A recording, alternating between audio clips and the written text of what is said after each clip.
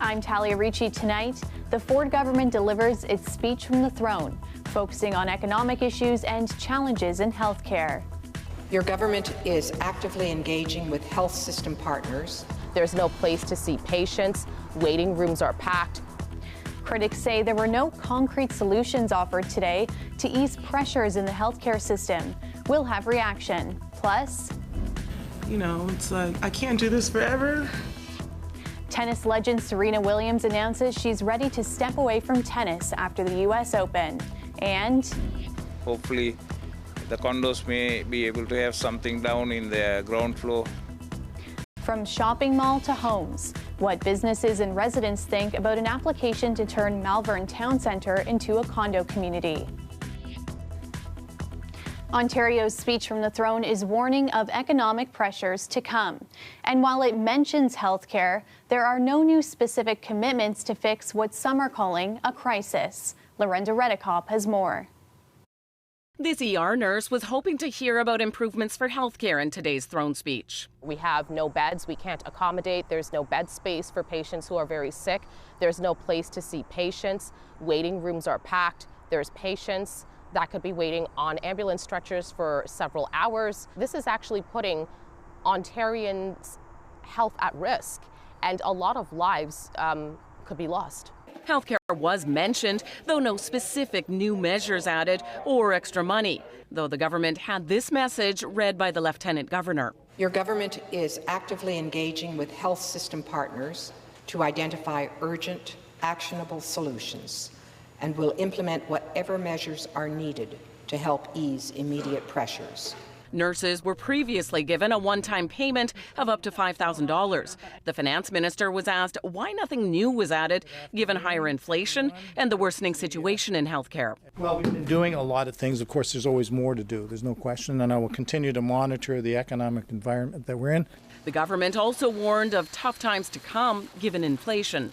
Ontario, like the rest of Canada and North America, must be prepared for the possibility of a near-term economic slowdown. Parents of school children will be getting more for tutoring supports, $225 million over 2 years. To help fill gaps in learning for students after 2 years of pandemic disruptions. But so far, no details on who will qualify or how much they'll get. The government also confirmed an election promise on disability supports, an extra 5% for ODSP. It's still well below the cost of living, around $1,200 a month. The question is, what can we do for the people of Ontario that are the most vulnerable? This is a step in the right direction. The opposition wanted to see changes to the budget initially tabled in April. Inflation has gone up and health care has gone down the tubes. The government had a chance to table a new budget to deal with these crises, and Doug Ford chose not to. One thing that is in the throne speech is to add strong mayor powers for the cities of Toronto and Ottawa. The idea is to help add more housing. Lorenda Redekop, CBC News, Toronto. A man is dead and another injured after an overnight shooting in the Lawrence and Weston area. It happened around 3:30 this morning. Police say one man was pronounced dead at the scene. The other victim was taken to hospital with non-life-threatening injuries. A number of people were seen fleeing the area after the shooting. This afternoon, police identified the victim as 27-year-old Jadid Mohammed of Toronto. Police are asking anyone with information to contact them. And police are investigating after a man was shot at Trinity Bellwoods Park. Police say they were called about a shooting shortly before noon in the Queen West neighborhood. Paramedics say they transported the victim to a trauma center in serious but non-life-threatening condition. No arrests have been made, and there's no word yet on a suspect. One person is dead after a crash early this morning near Bathurst and Steeles. Emergency services were called to the intersection of Bathurst and Steeles regarding a two-vehicle collision. 2 people were transported to a local trauma center, and unfortunately one person has succumbed to their injuries and was pronounced deceased on scene. It happened just before 6 a.m. Police say 2 people were taken to hospital with serious injuries. The cause of the crash is under investigation. Police are asking anyone who saw what happened or may have dash cam video to contact traffic services. Serena Williams' appearance at the National Bank Open here in Toronto will be the final one of her career. The tennis legend confirmed today that she's retiring from tennis sometime after next month's U.S. Open. Greg Ross has more. Serena Williams says she just knows it's time. I guess there's just a light at the end of the tunnel. This is the headline of a Vogue magazine article released today. Serena Williams says farewell to tennis on her own terms and in her own words. After her win here in Toronto yesterday, she had this exchange with a reporter. I don't know, I'm getting closer to the light, so that's... Yeah, so that's like, lately that's been it for me. I can't wait to get to that light. I know you're joking, but can you... I'm not joking. Okay, so then explain to me what the light is to you, what the light represents. Freedom. Yeah. I love playing though. It's like, it's amazing, but you know, it's like, I can't do this forever. Williams says she will miss the game, and the game will certainly miss her.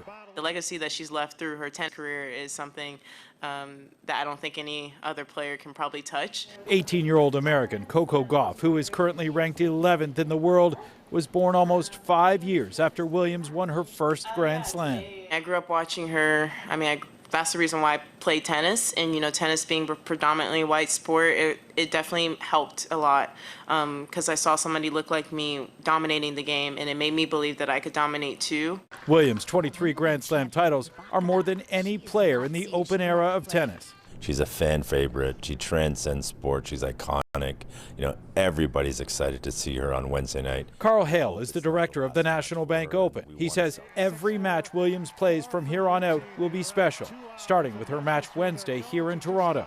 And he says, don't be surprised if she feeds off the energy of the fans who are now scrambling to get one last glimpse of her. I really think she just wants to finish on a really high note in front of the fans. As far as the results, I don't think she's expecting anything, and that's not a good or bad thing. However, she's one of the greatest ever, so don't discount her, whatever you do. In her press conference yesterday, Williams said that Canada is one of her favorite places to play. She is a 3-time winner here and a 5-time finalist. Greg Ross, CBC News, Toronto.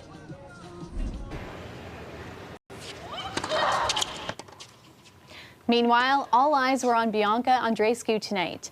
This is the Canadian's first time back at the National Bank Open since winning 3 years ago, the same year she went on to win the U.S. Open. Tonight, Andreescu faced off against Russia's Daria Kasatkina, winning in straight sets. She advances to the second round, where she'll play French star Alizé Cornet. Dahlia Ashry joins us now for a first look at the forecast. And Dahlia, it feels like at least some of that humidity is lifted from the air for now. Well, Talia, I mean, it has been pretty humid the past few days, especially with that heat warning in effect. It was lifted today, so finally we got a little bit of cool down, and more of that is expected overnight today. But for the next few days, sunshine is in the way, dry conditions, and a little breeze, which is what we need, especially after the few days that we've been experiencing.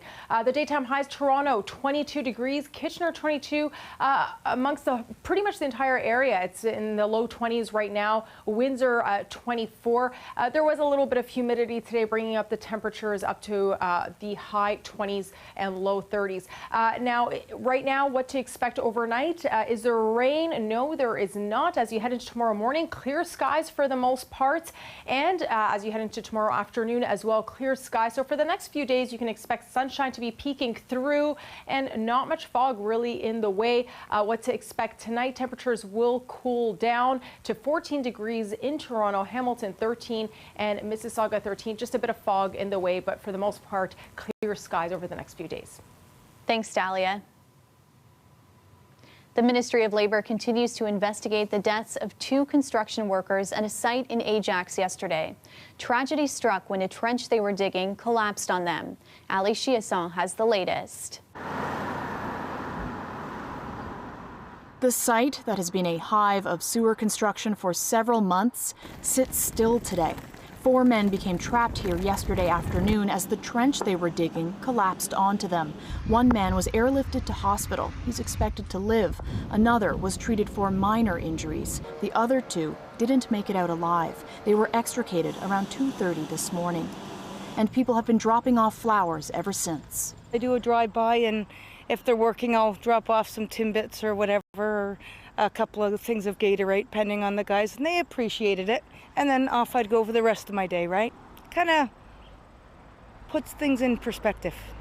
Certainly makes you appreciate what's important in life. I just work over here, and you see the construction all the time, and it's just so sad to see all this happen. You drive by, big construction sites, you don't really appreciate how, dangerous it can be sometimes, right? Yeah, and the health and safety is so important.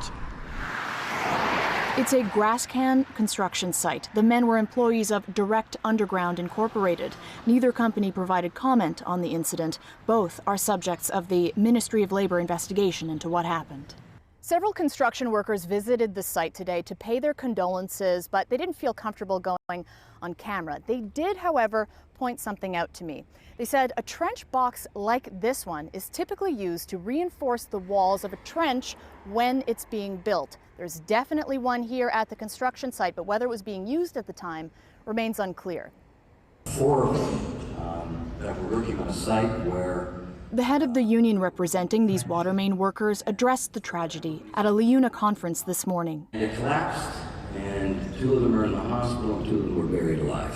So, moment of silence for the 2 who have lost their lives.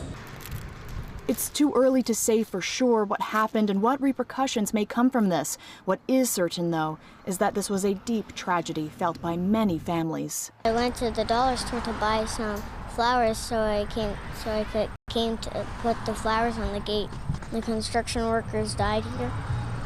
And now 2 people have no dads. Ali Chiasson, CBC News, Ajax. A developer submitted a plan to transform Malvern Town Centre into a condo community. The area's councillor says it would include affordable units. But as Jessica Ng reports, residents still worry they'll be priced out. If they're gonna, take their employment, so where they will go? Sonali Bogoria visits Malvern Town Centre on a weekly basis. She wonders what will happen to people who work there, like some of her friends, if a local developer is allowed to demolish it. How that condo gonna help the people inside who are working? Because condo only gonna help him because he gonna make money.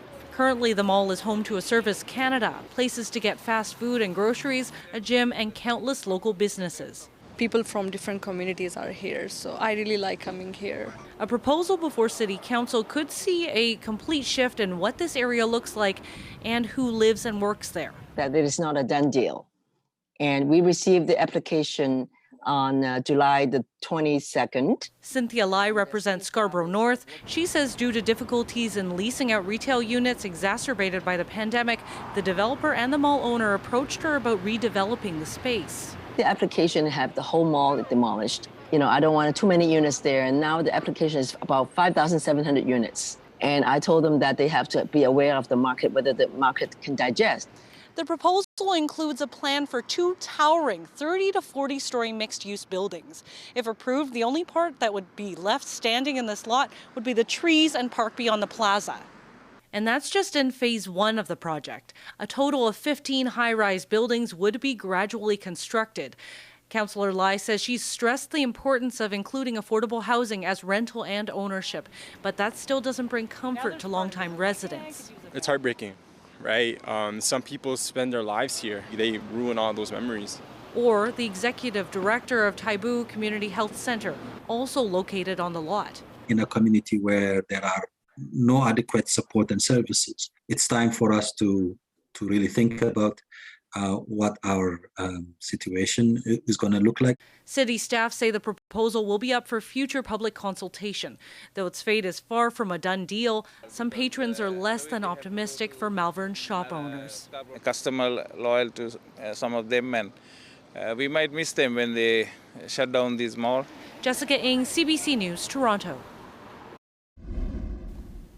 Welcome back. Some festivals are having a hard time getting going this season. Many have been canceled, others are experiencing a lot of chaos. That was the case this past weekend at several Toronto events. Lisa Shing has more on what could be behind it.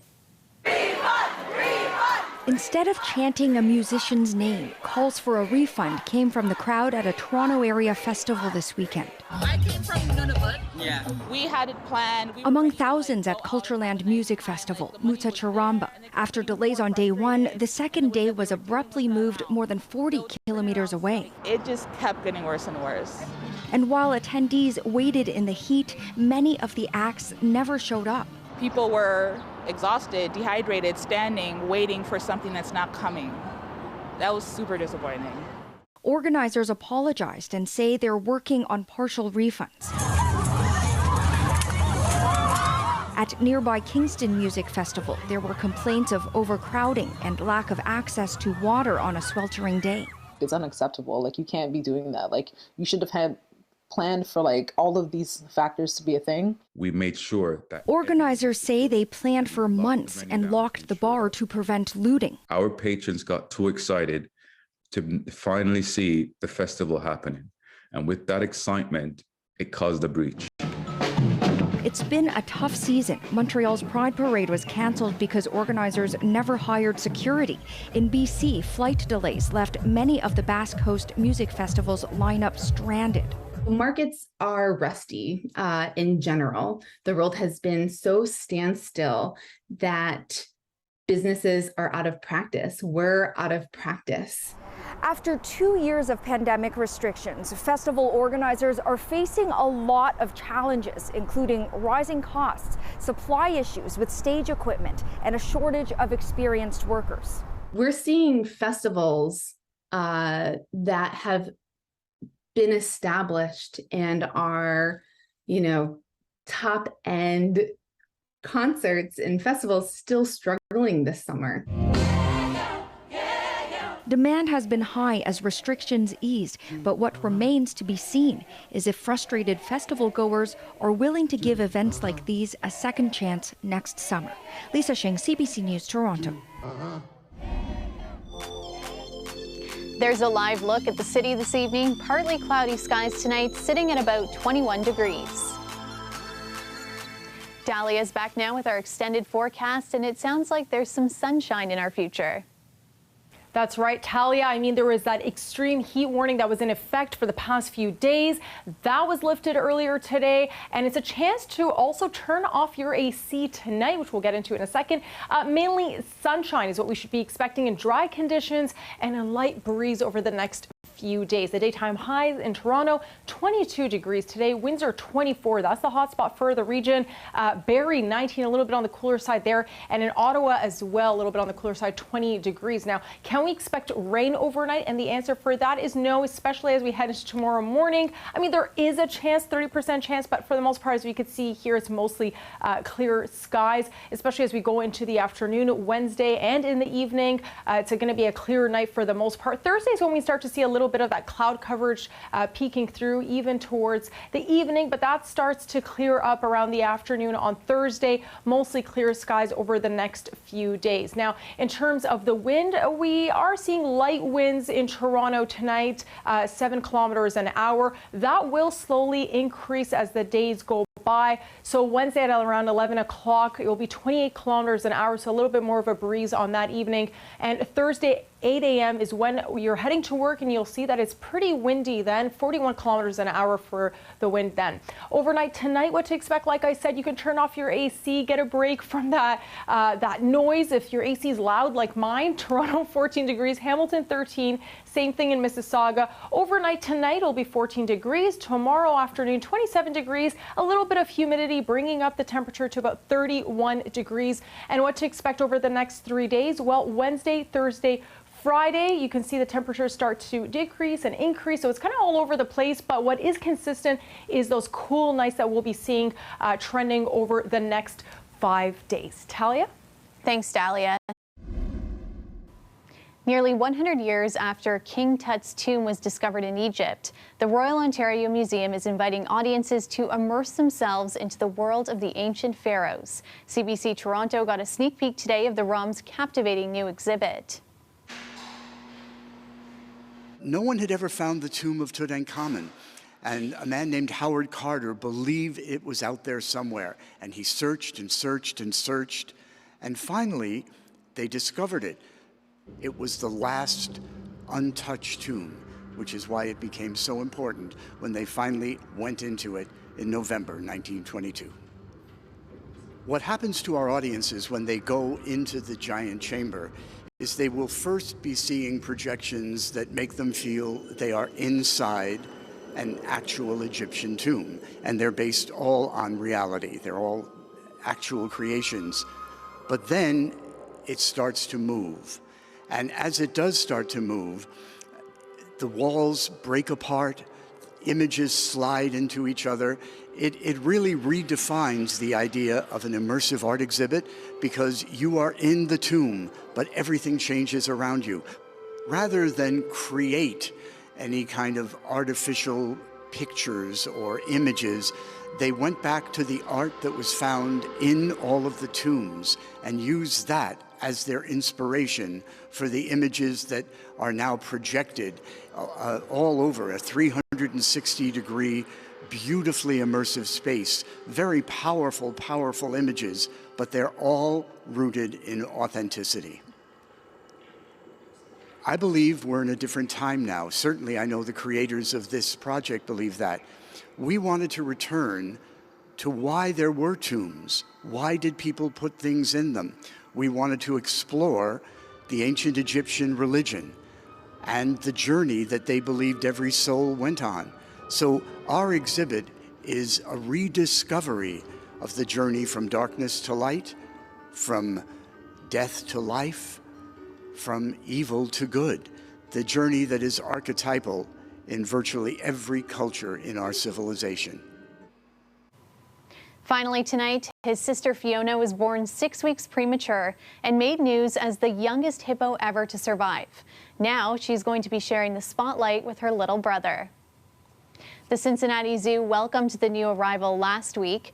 The calf is believed to have weighed about 27 kilograms when he was born. That's about twice what his sister weighed when she was born 5 years ago. He has no name yet, but the zoo team is looking for your suggestions.